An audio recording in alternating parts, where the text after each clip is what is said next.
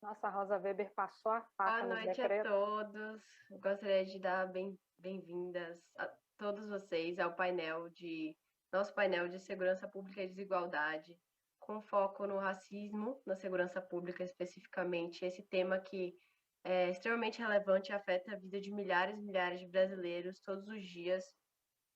Com esse painel, nós queríamos trazer diferentes perspectivas da sociedade civil, então trouxemos a sociedade civil, jornalismo e academia, e contamos com a presença de Cecília Oliveira, que é jornalista investigativa, fundadora do aplicativo Fogo Cruzado, a Débora Silva, que é ativista de direitos humanos e fundadora do movimento Mães de Maio, Pablo Nunes, que é doutor e pesquisador em ciência política e segurança pública, e o nosso moderador da noite, Flávio Costa, que é autor e jornalista, coordenador do Núcleo de Jornalismo Investigativo na UOL. Agora eu gostaria de passar a palavra para o Flávio, que vai moderar esse evento com a gente hoje. Boa noite, Flávio. Boa noite, Letícia. Obrigado. Obrigada a você pela participação. Prazer estar aqui. Podemos começar? Acho que falar de segurança pública, racismo e desigualdade no Brasil é falar também da falta de transparência, né? Como é difícil obter dados em termos de segurança pública no Brasil, seja obter informação sobre um determinado inquérito numa delegacia, seja através de pedir dados às seguranças públicas do Brasil, como o Estado brasileiro esconde esses dados de segurança pública e, através dessa falta de transparência, esconde o racismo brasileiro em termos de segurança pública. Eu queria começar com a Cecília, queria que ela comentasse como é que essa ausência de dados dificulta a formulação de políticas públicas no Brasil e dificulta também a busca por justiça, né? Cecília, por favor, 5 minutos para você. Obrigada pela palavra, Flávio. Boa noite para quem está por aqui agora, bom dia, boa tarde para quem vai assistir isso aí depois. E não há como a gente falar sobre políticas públicas que dão certo sem a gente falar sobre como essas políticas públicas são feitas, né? E quando a gente pensa em relação à política pública, a gente precisa pensar como se isso fosse uma bula de remédio. Vamos dar esse exemplo. Você não tem como manipular um remédio ali para uma determinada posologia se você não tem todas as informações sobre o que você vai tratar. Então, muitas das vezes isso ocorre com políticas públicas porque você formula tudo para uma coisa que você desconhece, para uma realidade que você desconhece. E isso é muito comum em política de segurança pública, especialmente quando a gente vai falar sobre quem são essas vítimas. Nós conhecemos essas vítimas? Nós conhecemos os locais onde essas vítimas morrem? Nem sempre. Essa é a questão. O Fogo Cruzado, que é um instituto onde a gente lida diretamente com informações sobre violência, a gente tem esse desafio. A gente consigo te dizer agora, imediatamente, se tem um tiroteio em um lugar do Rio de Janeiro ou Recife, com que frequência esse tiroteio ocorre, em quais bairros ocorre com mais frequência. Eu consigo te fornecer isso hoje. Mas isso não era possível 5 anos atrás, porque o Fogo Cruzado não existia e o Instituto de Segurança Pública aqui no Rio de Janeiro, ou a Secretaria de Segurança Pública lá em Pernambuco, e isso varia, né, de estado para estado, o órgão ali que levanta as informações relativas à segurança pública, não levantam informações que passem da questão a vítima do homicídio. E é importante a gente saber sobre violência armada, porque tem um porém nessa situação que quando acontece um tiroteio, e vamos supor, aconteceu uma tentativa de assalto e não ficou ninguém ferido, houve ali um tiroteio entre a polícia e os assaltantes, mas não houve um ferido. Essa informação sobre o tiroteio, sobre o disparo de arma de fogo, ele se perde. Não era contabilizado. Ele é contabilizado hoje. Então, eu consigo te dar essa informação.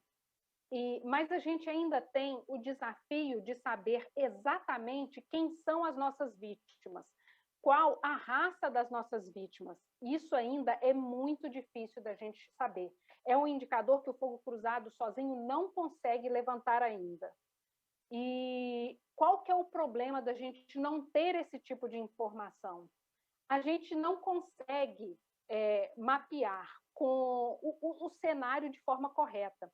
O próprio Centro de Estudos da Segurança Pública, que tem aqui o SESEC, que tem aqui o Pablo como representante, fez um levantamento tempos atrás que se chama A Cor da Violência Policial, que fala que a bala não é o alvo.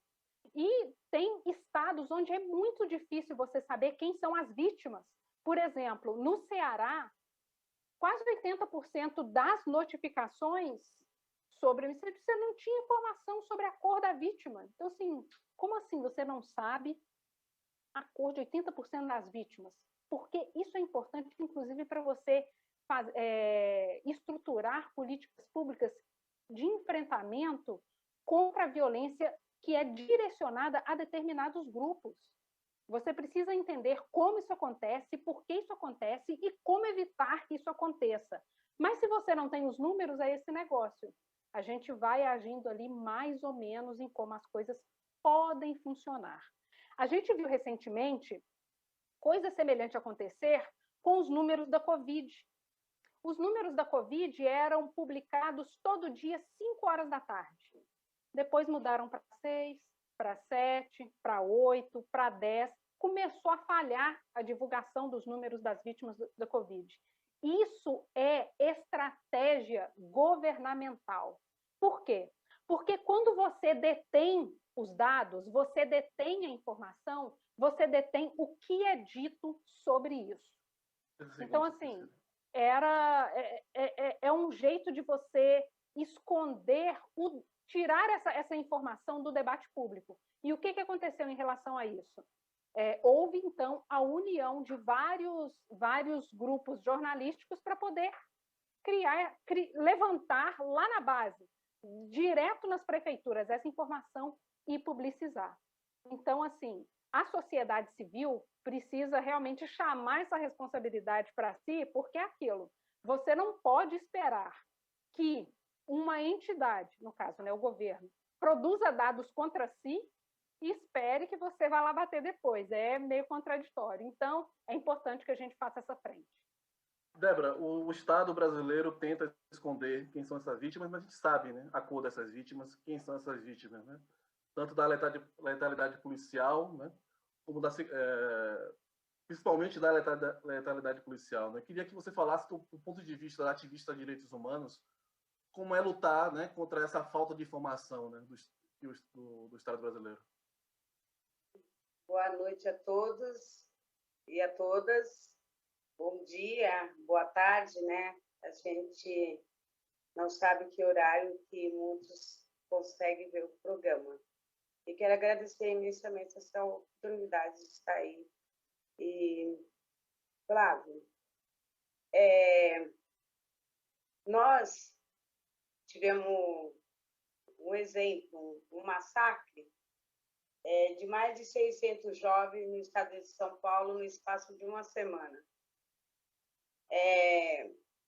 O que nós vimos como mãe? Nós vimos que os dados foram uns dados fictícios, né? A gente vimos que chacinas com 4, 5 pessoas jovens, né? A maioria é moradora de favela e de periferia.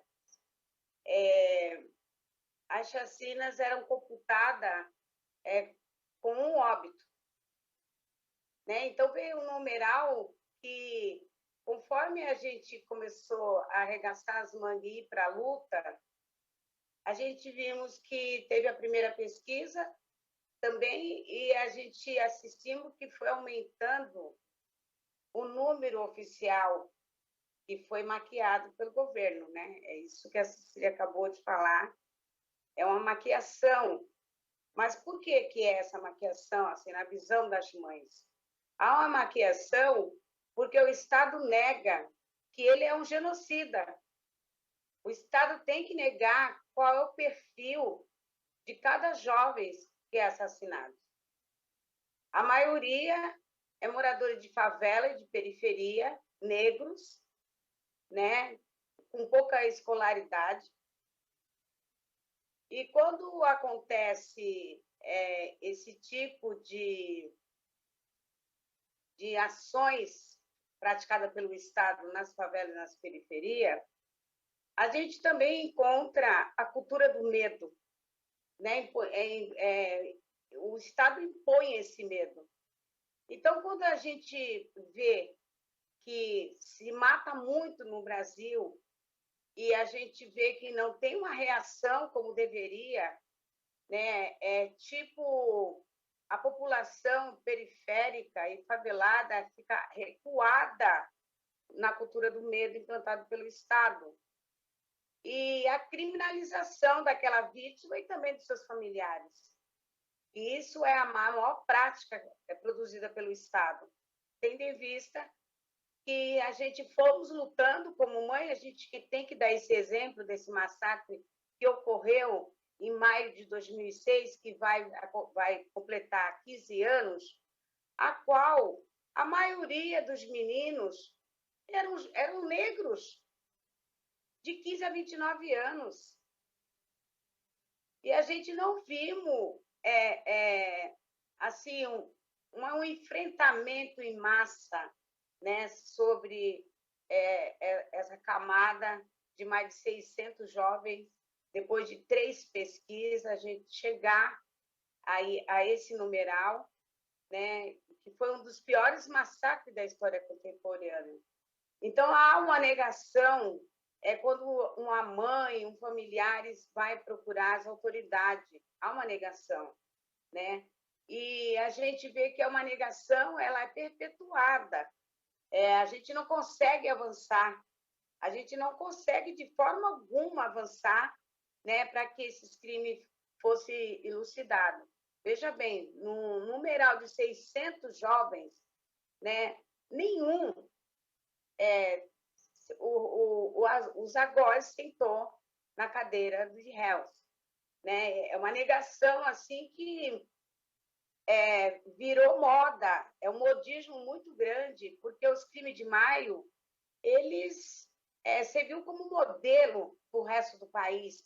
Olha como é que pode mais de 600 jovens ser executados, muitos estão desaparecidos até o dia de hoje. Então, a gente vê a negação da espécie, né, da espécie da raça negra. É uma negação que existe no Brasil, né? É uma cultura institucional, estruturada, é um projeto, né, para executar a juventude, principalmente a juventude negra do nosso país. Então, a gente vê essa negação, é uma negação a ponto de a classe, ela também é subjugada, né? Ela também é subjugada quando a gente está procurando os direitos daquele jovem que foi executado. Então, é um racismo estrutural, ele é centralizado mesmo, a gente tem uma política institucionalizada racista, né, perante a maior camada da nossa população, que é a população negra. Obrigado, Débora. Pablo, o quão frustrante é para um pesquisador encarar esse cenário descrito pela Cecília e pela Débora? Boa noite, Flávio. Obrigado pela pergunta. Primeiro, queria agradecer a todos aqui a oportunidade de estar aqui do lado de pessoas que eu admiro tanto e que me inspiram tanto no trabalho. E é isso, né? É frustrante. É muito frustrante. A quantidade de pedidos que a gente faz de lei de acesso à informação, e é algo que a gente compartilha entre pesquisadores e jornalistas, né? É algo que a gente pode colocar numa contabilidade, né? Do quanto, e medir isso, né? O quanto que o Estado não oferece dados de qualidade de maneira fácil, né? Sobre coisas básicas e importantes, que é esse morticínio, né? Que acontece no Brasil todos os anos, né? E é bom que a gente lembre, o Brasil é o país que mais mata, né? pessoas todos os anos, né, por homicídio no mundo. E não há nenhum outro país, né, que supere os valores, né, de vidas mortas todos os anos. E sobre sobre esses corpos, essas vidas, que são, a maioria, negras, como a gente sabe, como Débora e Cecília já pontuaram muito bem, a gente não tem informação. Né? A gente tem que pedir lei de acesso à informação, que muitas das vezes, né, não é respeitada, não é cumprida, né? Viola-se o prazo máximo, não se dá a totalidade das informações, e essa é toda uma estratégia, e eu gostei do que a Débora disse, essa palavra é muito importante da gente colocar, né? Não é possível, né, que o Estado, depois de tantas, enfim, de tanta experiência, né, que a gente reúne, de pedidos de lei de acesso à informação, de pesquisas sobre transparência, enfim, não é muito dizer que há um projeto de fazer com que esses dados fiquem cada vez menos disponíveis. Por exemplo, uma das coisas que a gente está passando aqui no Rio de Janeiro, né? O Rio de Janeiro, no ano passado, como todo o país, né, sofreu com a pandemia do coronavírus, mas algo que aconteceu aqui foram, né, a pandemia aliada com operações policiais muito violentas, principalmente em momentos de distribuição de cestas básicas e de produtos de higiene. É bom que se lembre, assim, as favelas do Rio de Janeiro ficaram totalmente à mercê de qualquer tipo de ajuda do governo e qualquer tipo de orientação em algo básico, como ter, né, elementos de higiene básica para poder se cuidar, né, e fazer a prevenção da infecção por coronavírus. Então, a sociedade civil, mais uma vez, se mobilizou, né, e se estruturou para poder oferecer algo básico, né, não só esses elementos que são muito importantes, né, da batalha contra o vírus, mas também algo que é mais importante ainda, na medida em que acaba o trabalho, em que a gente tem que parar de circular, as pessoas começam a passar fome, né, e principalmente pessoas que desenvolvem, né, suas atividades, fazendo bicos, vendendo coisas na rua, né, que a gente sabe muito bem qual é a parcela, né, da população que é empregada nesse tipo de trabalho. Então, a sociedade civil se organizou de maneira muito, muito rápida, né? E fez ações muito certeiras e muito eficazes. O que aconteceu foi que a polícia começou a fazer operações nos dias e horários de distribuição de cestas, inclusive registrando vítimas. Então, a gente passou por isso e foi algo que foi tão brutal, né? E foi algo que mexeu tanto com a opinião pública, que se conseguiu que o STF, né, até que enfim emitisse, né, uma decisão dizendo, né, um chega de operações policiais durante, né, as medidas de distanciamento social aqui no Rio de Janeiro, para que essas medidas de distanciamento social pudessem ser cumpridas pela população de favela. Uma das coisas da liminar, né, que foi dada na ADPF é exatamente que cada operação que seja feita, que tenha ter um motivo, né, extraordinário para ser feita, e precisa ter um relatório enviado ao MP para fazer o controle dessas operações e dar uma motivação delas. Até hoje ninguém conseguiu acesso a esses relatórios. Ou seja, a gente teve várias operações violentíssimas no ano passado, a partir do momento em que o comando central das polícias deu mais ou menos um chega para lá no STF, e começou a dizer claramente que não ia cumprir as determinações, e a gente não consegue simplesmente fazer nenhum tipo de análise sobre isso, incidir sobre isso, porque nem o MP nem a polícia entregam ou dão visibilidade e transparência a essas motivações. E aí a gente poderia, ao que eles, né, normalmente alegam confidencialidade, que são documentos reservados e tudo mais, mas se há, né, essa demanda da população e se é uma das características e dos elementos tão centrais na vida aqui do Rio de Janeiro, não haveria motivo total assim para dar de resposta a gente não ter nenhum tipo de informação sobre essas operações. Então é frustrante e a gente continua se frustrando a cada dia, e o que a gente tem feito é tentar ir pelas beiradas e construir outros indicadores para tentar avaliar esse impacto que não é medido pelo Estado. Cecília, eu não me lembro da polícia brasileira ter feito operações como as descritas pelo Pablo no Leblon, no Corredor da Vitória, em Salvador, no Jardins, em São Paulo. Por que a polícia brasileira, na sua opinião, veio o povo brasileiro, né, a população pobre, que é em sua maioria negra, como inimigo? Seu áudio, Cecília. Seu microfone. Essa é a frase mais comum nas reuniões. Olha o microfone. Mas, então, essa é uma pergunta com muitos anos, muitos livros, muitos quilômetros de papéis de resposta. Mas eu vou trazer eu vou simplificar. Se eu não me engano, o ano era 2018, quando o jornal Extra, um dos de maior circulação aqui no Rio de Janeiro, publicou um slide de um treinamento feito na Academia da Polícia Militar. E lá tinha uma foto explicando lá como que vocês vão estar em ação. Esse aqui é o perfil do suspeito de tráfico, esse aqui é uma abordagem comum. E a cor da pessoa abordada era uma cor semelhante à sua, Flávio, semelhante a de Pablo, semelhante a de Débora, semelhante a mim. Então, assim, isso é ensinado. Essa pessoa aqui tem o perfil das pessoas que têm o que eles chamam de atitude suspeita. Então, isso é ensinado. E muitas das vezes ensinado a policiais que se parecem fisicamente com aquela pessoa que eles estão abordando.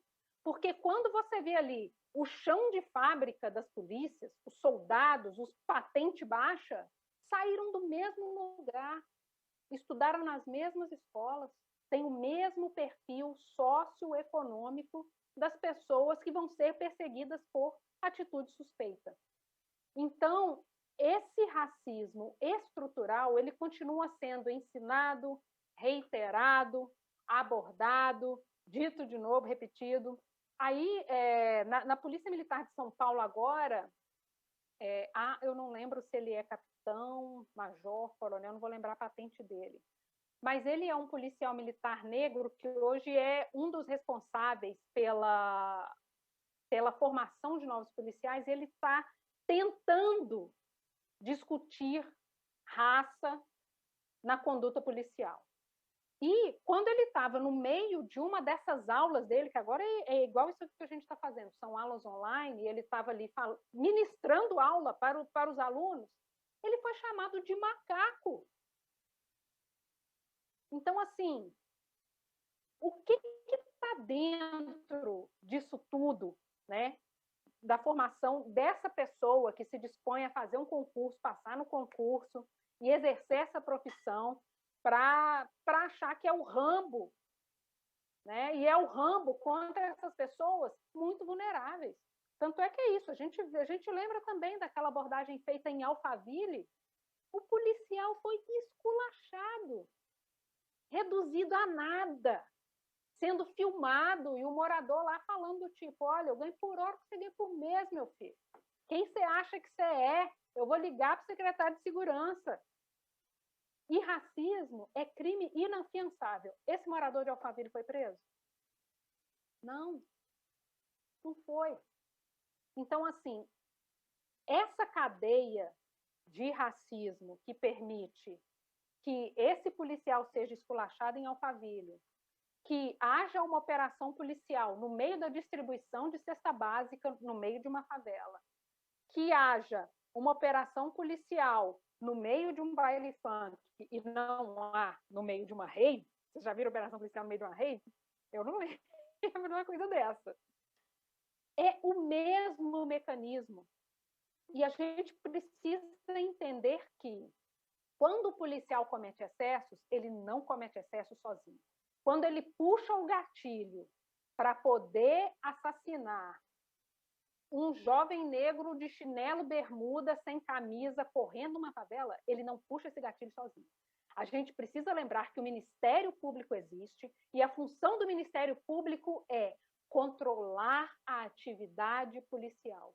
E o Ministério Público não faz isso. Não faz isso. Então, a gente precisa lembrar que isso é uma cadeia. Não é um dedo só que puxa esse gatilho e permite esse tipo de acesso. A gente precisa despersonalizar. Não estou falando que a gente não tem que responsabilizar quem puxou o gatilho, mas a gente precisa lembrar que quando ele puxa, tem toda essa cadeia que permite, incentiva e depois absolve essa pessoa. Ele não está sozinho nisso. Obrigado, Cecília. Débora, do ponto de vista de quem perdeu um ente querido, você já se perguntou por que o Estado brasileiro nos odeia tanto? De onde vem esse ódio? Você já conseguiu se racionalizar sobre isso? Olha, Flávia, a gente pergunta assim para nós mesmos. A gente faz essa pergunta como mãe, a gente faz essa pergunta como irmã, e a gente faz essa pergunta também como esposa.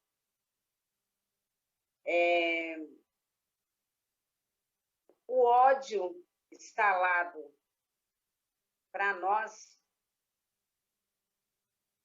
é um ódio dos senhorzinhos fidalgos que sobreviveram. E a escravatura, ela nunca acabou. Essa carta de euforia, ela foi assinada a lápis. Qualquer um apaga, como vem apagando ao longo desses anos. O ódio que esse Estado tem na ponta do fuzil de nos destruir é o que a gente mais procura na luta da sobrevivência pós-luto. De dizer para esse Estado que ser pobre, que ser negro não é crime. A gente faz essa pergunta e a gente exige a resposta e não tem. A gente não tem essa resposta, jamais. A bala que é a do asfalto não é a mesma das favelas e das periferias. Jamais. Agora, a gente faz essa pergunta o tempo inteiro. A gente faz essa pergunta. Aonde está a nossa liberdade? Aonde está a nossa liberdade? Ela está na ponta do fuzil do Estado? É uma cadeia. A gente sabe o que é uma cadeia. É uma cadeia, não é só responsabilizar o Estado. É o Estado, o município e a federalização desse país. Esse país é um produtor de corpos indesejados. E a gente pergunta o tempo inteiro, onde é que está o erro? Onde que está o erro? O erro está aí, a gente tem o caminho de se corrigir esse erro. A gente ensina para muitos os seus doutorados. A gente ensina o caminho para se reparar esse erro. É a reparação da escravatura que não foi feita nesse país. E a gente não pode, como mãe, aceitar que ela está sendo reparada na ponta do fuzil, tanto da caneta do doutor, que tem a maioria dessa responsabilidade. A gente tem feito isso, mostrado que essa justiça também não foi feita para nós. Ela tem 2 pesos e 2 medidas. E ela é paga para não enxergar nós também. Uma justiça classista, racista. E agora a gente sabe também que é partidária. Então, esse é o símbolo do que nós, mães, mostramos para esse país genocida, para essas instituições genocidas. Porque se tem várias repartições que não dão uma resposta para nós, e o erro está aí. Faltou a reparação da escravatura. Não tem de que negar. Débora, obrigado. Pablo, quando se fala desse erro aí que a Débora cita, né? Eu acho que esse erro ele está, digamos assim, representado pela chamada guerra às drogas, né? E muito se fala que a guerra às drogas não dá certo. Eu já acho que ela dá muito certo.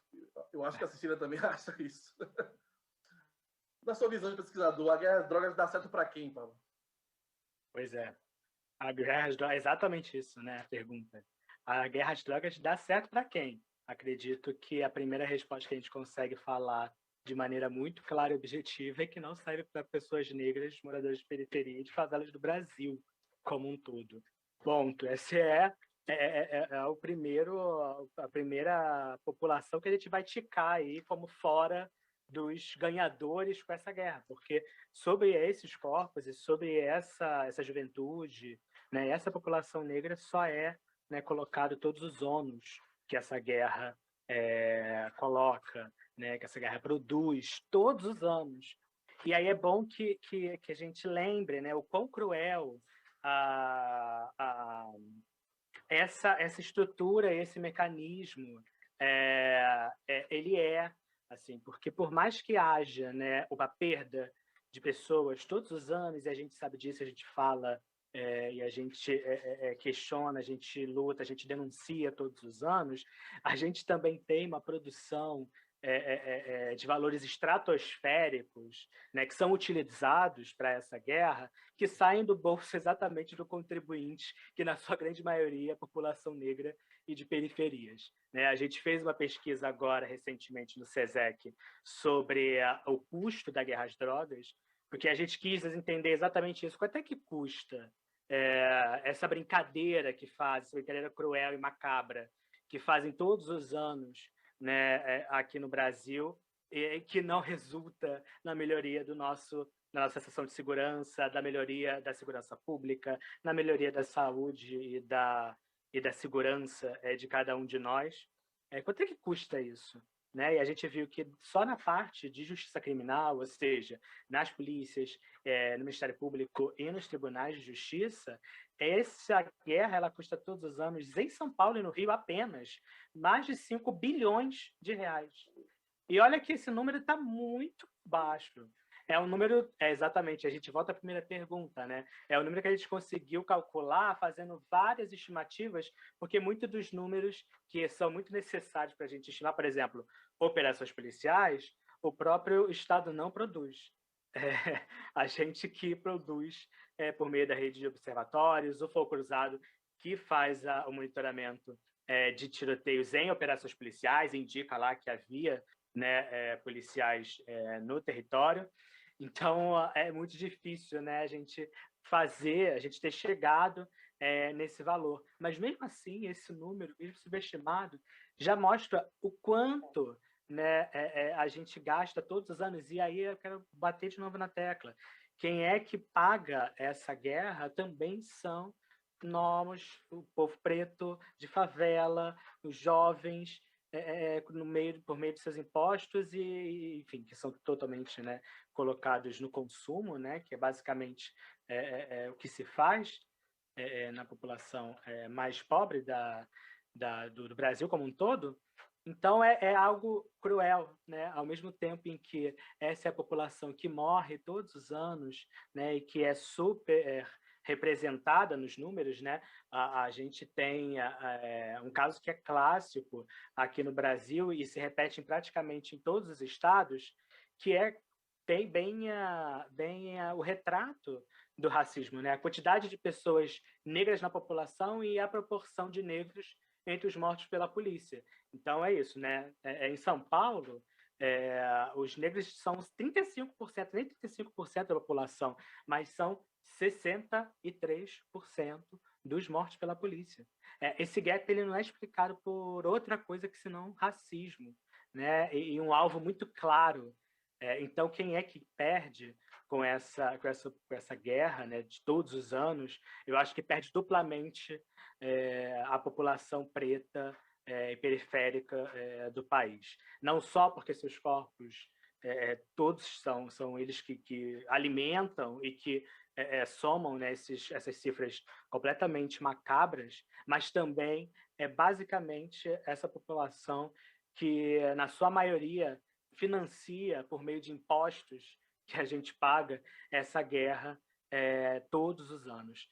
Então, a população preta ela perde 2 vezes, né? E aí a gente vê quem é que ganha, né? Quem é que ganha quando essa guerra às drogas, na verdade, é uma guerra à população preta, à população de favela, porque quando há apreensão de cocaína em jatinho ou em helicópteros, nada se faz, né?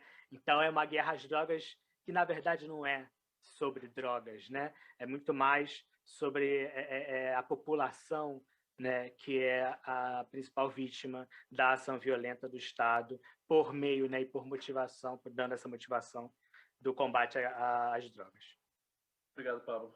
Cecília, quão cínica é nossas classes dominantes para manter esse status quo, esse estado de coisas descrito agora por Pablo, né? Quão cínico ano após ano, manter esse mesmo padrão, né? Não só de políticas públicas para a área de segurança pública, mas manter essa engrenagem. Essa engrenagem. Isso. O mecanismo, como diria a Padilha. Bom. A nossa elite, ela... Elite branca, digamos assim. Porque, né? É basicamente isso mesmo. A elite branca e má, como já disse o ex-governador de São Paulo, Cláudio Lembo. Não Sim. Vamos esquecer disso. É dissimuladamente sem vergonha.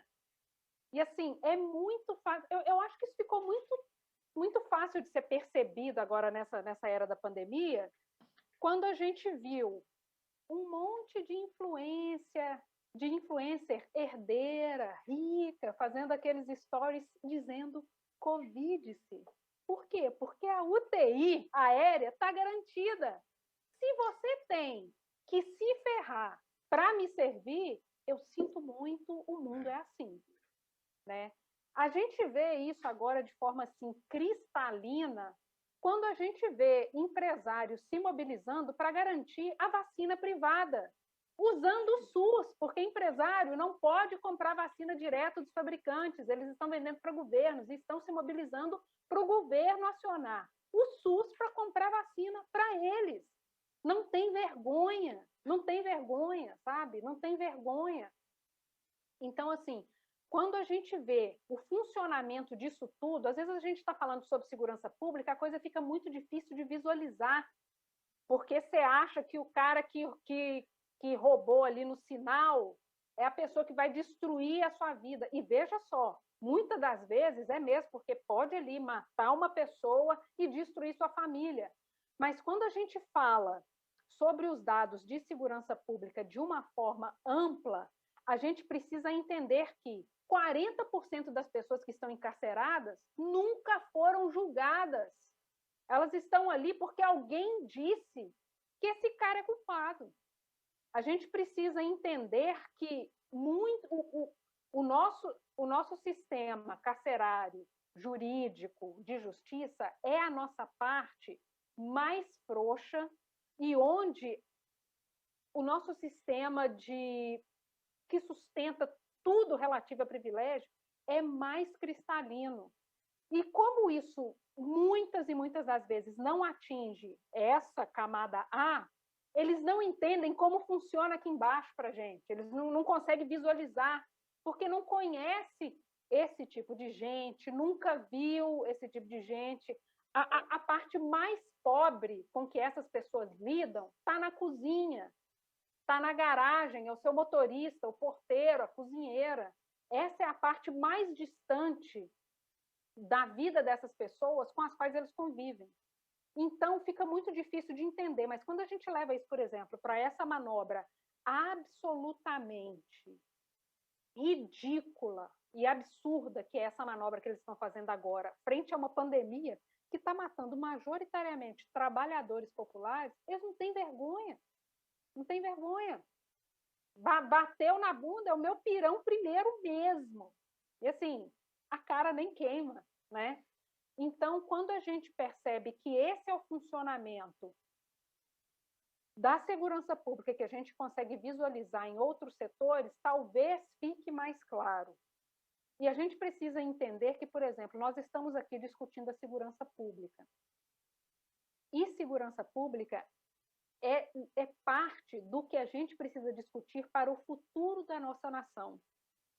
Porque a gente está encarcerando jovens negros, jovens pobres, pessoas que não têm acesso ao sistema de justiça. Prende primeiro, depois a gente vê, se vê. Essa semana foi solto aí um rapaz, eu não estou lembrando se na Bahia, o cara passou 15 anos preso e não existia processo contra ele. 15 anos. Ele passou por quantas instâncias de justiça antes de fechar ali a porta da penitenciária? Não teve defensoria para ele, não teve gente na delegacia para ele, não teve Ministério Público, não teve Tribunal de Justiça. Tudo isso falhou e levou o cara a perder a vida dele ali, ó. Então, assim, como ele, existem 40% da população carcerária que é isso, está ali no limbo, não tem pena, os caras estão presos e não tem pena, as pessoas não foram julgadas. Obrigado. Então a gente precisa entender que esse mecanismo que essa elite não enxerga só funciona porque parte da elite deseja assim, porque quem é que está julgando essas pessoas? Quem é que detém as chaves? É exatamente essa elite. Débora, onde encontrar esperança para esse cenário aterrador? Vamos pensar no futuro, né? Onde encontrar esperança, Débora? Esperança? E a esperança? A esperança é o que a gente faz com a luta. Quando a gente vai para a luta, a gente vai com a esperança. Ela tem um significado, a luta. Esperançar não é ficar sentada no sofá. É mostrar o caminho. A gente temos que se aquilombar. Porque ninguém faz nada sozinha para poder transformar. Eu me lembro que a gente desafiava como mãe a academia. A gente desafiava a academia. Academia de Direito, academia de Psicologia, academia de Serviço Social, porque a gente precisava mostrar que a prática ela caminha lado a lado com a teoria. Então, a gente tinha que provocar a academia para dizer que a gente não queria mais relatório, a gente não queria mais servir de laboratório, a gente queria participar para transformar, e foi isso que nós fizemos. Nós pulamos o muro, encontramos várias portas fechadas, e nós entramos. Entramos para dizer que a gente precisava esperançar e lutar pela essa juventude que está sendo dizimada no nosso país. Tendo em vista meu filho. Como ele é plural, eu não gosto nem muito de tocar só ele como singular, mas sim como plural, como é o movimento Mãe de Maio, que faz um levante para que os 4 territórios desse país, as mães se mobilizem, defendendo o seu território, e ocupando as academias também, como a gente está vendo. O conhecimento para poder lutar pelos filhos, não desistir dos filhos, mesmo que o seu já foi também embora, só resta a justiça. Mas dizer que os livros, ele está aí nos ensinando dia a dia, e depois que você passa a comungar a academia, você é de fora para dentro, para além dela, e você passa a ser pesquisadora reconhecida.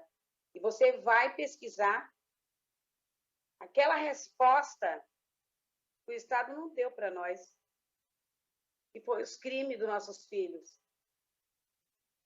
E a gente mostra que é possível isso. Você ser protagonista da sua própria história. E pedir para todo mundo se aquilombar, se unir. União, sem ego. Essa que é a esperança que tem dentro do nosso ventre. Porque a nossa luta é diferenciada. Imaginar a dor, todo mundo imagina. E todo mundo sabe a cor. Mas sentir ela na pele é para poucos. E reagir é para muito menos. Então, a gente temos que ocupar e ter esperança. E ter esperança e lutar contra isso, mesmo que custe a sua vida. A gente tem essa ideologia. Então, eu acho assim que desde esse momento que você tem essa visão como mãe, então você tem uma esperança. Né? Você tem uma esperança. Veja bem, a gente estamos sendo acompanhada pela Universidade de Harvard, 2 pessoas que têm convívio com as mães. Em breve a gente estará também lá. Essa é a esperança de dizer que a gente está gritando pelo socorro, a gente tem um grito entalado na garganta, que a nossa luta vem pelo útero, é uma luta diferenciada. E você tem que colocar o dedo na cara dessa elite e dizer, nós estamos aqui, nós estamos enxergando vocês. Obrigado, Débora. Pessoal, estamos nos aproximando dos 10 minutos finais. Eu queria aproveitar a deixa da Débora e fazer uma provocação à academia, ao Pablo, mas pedir também para que ele já faça sua consideração final, depois a Cecília e a Débora. 3 minutos para cada, tudo bem? Ótimo. Pablo, o que fazer? O que fazer? Essa fala da Débora me mexeu muito comigo, porque a primeira coisa que eu pesquisei na academia lá, quando eu fazia minha graduação, era exatamente as mães de vítimas da violência. Então, tive a oportunidade de conhecer muitas das mães aqui do Rio de Janeiro, né, que tem uma luta já de muito tempo por justiça, né, histórias belíssimas, e que me levaram a continuar. Né? A força e a luta dessas mães por justiça me impulsionaram a continuar, a dar minha contribuição, mesmo que seja simplória, ao debate e à construção de alternativas. Então, a fala da Débora me toca muito, porque eu não acredito em academia que se fecha para a sociedade civil e para o ativismo. Na verdade, é aí que está a chave.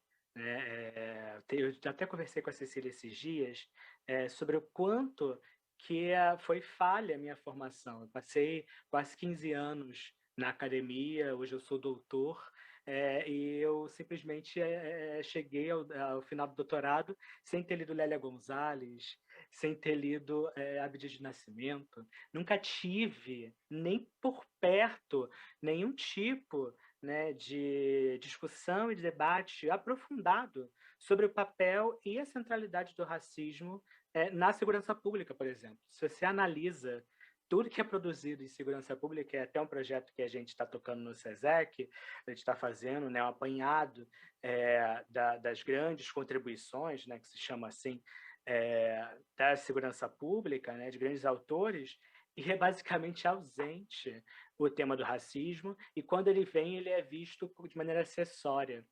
Então, assim, não é possível que a gente continue a ter essa ideia de uma academia apartada da sociedade, uma academia que é feita de torres de mármore, onde as pessoas se enfurnam e ficam ali, né, consumindo descrições sobre o mundo, enquanto o mundo está lá fora, né, esperando para ser descrito, esperando para ser olhado, esperando para falar, esperando para trocar experiências. Então, eu acho fundamental que a gente modifique essa ideia e tire essa marca elitista, né, que a academia tem, dessa separação do mundo, né? A academia, né, trata a pobreza quanto um objeto quase que exótico, né? Então vamos pesquisar os pobres e vamos saber como é que eles vivem, onde trabalham, como se reproduzem, mas não há uma troca, né, genuína muitas das vezes, há sempre esse distanciamento quase como se fosse um safari, né? Eu não acredito nisso, eu acho que a esperança para a academia é se misturar bastante na sociedade civil e vice-versa. Eu fico muito feliz quando isso acontece, eu acho que é por aí. Isso foi determinante, fundamental na minha trajetória. Enfim, é isso, né? Desde o começo eu já estou imerso e acompanho as mães de vítimas da violência e não parou até o doutorado. Então, eu acho que a resposta é por aí. A academia tem solução, dá para enegrecer bastante a academia, porque está precisando, e é importante até para o avanço da ciência mesmo, né, que a gente se deixe também permear por essa sociedade que é tão vibrante. E falando agora, né, as palavras finais para se dirigir para a finalização, só queria realmente agradecer. Eu acho que é uma oportunidade muito maravilhosa a gente poder estar aqui num espaço muito bacana, né, sobre a organização de pessoas tão dedicadas que, né, convidaram a gente para poder estar aqui discutindo, né, esses temas que são muito necessários. Eu acho que a gente discute tão pouco segurança pública no Brasil. Parece que a segurança pública é propriedade de pouquíssimos, quando na verdade a gente tem esse mar de pessoas mortas todos os anos no país, né? Deveria ser preocupação de cada um de nós, de toda a sociedade, né, brasileira, a segurança pública. Eu tenho certeza que se a gente tivesse mais comprometimento e mais pessoas engajadas em discutir e debater futuros e possibilidades, né, de se fazer diferente, a gente possivelmente teria um futuro e, na verdade, perspectivas de futuros melhores, né? Acho que agora a gente só está num ambiente escuro, né, e que a gente não enxerga o futuro, nem mesmo para essa emergência que a gente está passando, né, nesse momento da pandemia, que dirá na superação do racismo como elemento central da segurança pública, né, e como é que ele se reproduz todos os anos. Então, eu acho que é muito bem-vindo esses momentos em que a gente discute, debate entre pessoas que têm perspectivas e formações tão diferentes, mas que se unem nesse objetivo de discutir segurança pública e tentar produzir aí novos futuros por meio de produção de dados, por meio da luta na rua, na denúncia. Então, eu só queria realmente agradecer. Obrigado a todos. Desculpe interromper. Cecília, rápida e caceteira, suas palavras finais, por favor.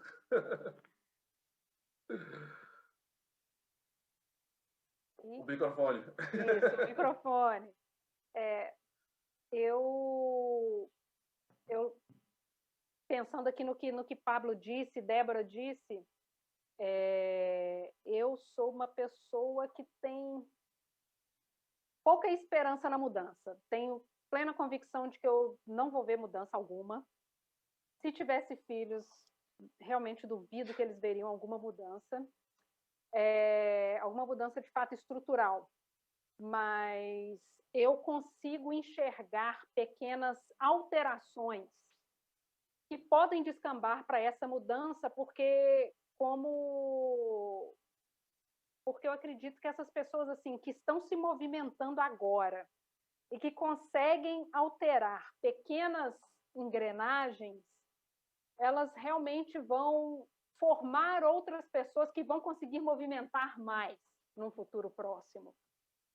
Eu vejo, assim, essa movimentação que a gente tem hoje, de uma sociedade civil mais ativa, o uso da tecnologia para essas movimentações, a gente conseguiu potencializar muito do que, por exemplo, o movimento negro conseguiu fazer em 60, 70, e que era feito ali, ó, no boca a boca, né? Reunião e tudo. Isso ainda existe na questão ali o movimento analógico, né? A reunião, o boca a boca. Mas a gente consegue hoje falar para muito mais gente utilizando a tecnologia. E a tecnologia ela é usada também para poder criar informação, mobilizar pessoas, movimentar processos. Você consegue ter acesso à informação de uma forma muito mais ágil.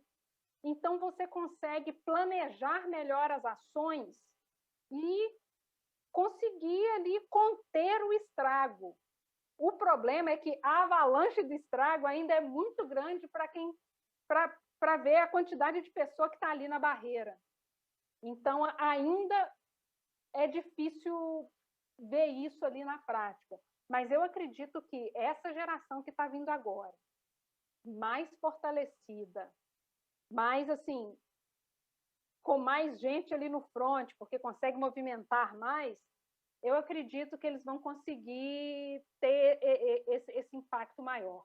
A gente vê hoje a base da nossa pirâmide, que são as mulheres negras, conseguindo entrar mais para a política e lutando ali para poder barrar coisas absurdas que passariam ali tranquilamente, né? Fazendo essa frente ali na política, fazendo essa frente em organizações formadas por mulheres negras, por exemplo, como é o Instituto Marielle Franco. Então, a gente consegue ver essa movimentação agora vindo assim com ainda mais gás. Então, eu quero acreditar que no futuro vai ser melhor, mas, por enquanto, não vai ter. Débora, por favor, sua última consideração. Obrigado, Cecília. O microfone também, Débora. Tá? Sempre a gente tem que esperançar, né? Eu acredito muito na luta dessa juventude. A juventude, ela vem com um exemplo, por mais que foi barrado, mas o secundarista, eles dão um show assim, muito gratificante em lutar pela educação, apontar onde tinha alguns erros. Foi muito pertinente a luta do secundarista. Então, a gente acreditar nessa juventude, é por isso que nós estamos aqui, né? A gente já viu que houve, sim, um levante por parte deles, sim, como diz a Cecília. A gente anda a passo de tartaruga, mas eu acredito nessa força que vem, não sei de onde, eu digo que é do além, né? Que faz balançar essa estrutura. Né? Eu vejo isso, estou com 61 anos, eu nunca imaginava que eu visse a juventude tão assim, mais influenciada com o estudo, e por mais que alguns direitos renegado pelo Estado, né? Mas a gente acredita, e a gente acredita numa recuperação de mais de 80% do sistema carcerário, se tivesse uma escola de formação ao lado de uma fundação Casa da Medida Socioeducativa, também a gente já apontamos isso, né? Então, quando a gente aponta, o que faz a gente desesperançar é a corrupção dessa parte, dessa minoria, dessa elite, que quer tudo para eles e nada para nós. Mas a gente tem que dizer que é tudo nosso, né? E acreditar no tudo nosso e se virar com os nossos para poder a gente ganhar. E acreditar, veja, a juventude faz essa organização dessa conferência muito assim pertinente de ver a insistência, né? Foi muito difícil, porque eu tenho uma agenda assim muito complicada, né? Todo mundo quer as mães de maio, e a gente vai dando atenção para um e para outro, porque a gente acredita nessa luta de base, a gente acredita nisso, a gente acredita numa mídia alternativa, que é essa que a gente se alimenta, então dá para acreditar, sim, um futuro maravilhoso, e quero agradecer essa troca, foi uma troca fundamental para nós, porque a gente continua se alimentando, né? Se alimentando dessa troca, se alimentando do conhecimento dos nossos. Débora, muito obrigado, desculpe interrompê-la. Obrigado a todos. Essa mesa discutiu o futuro do Brasil. Boa noite.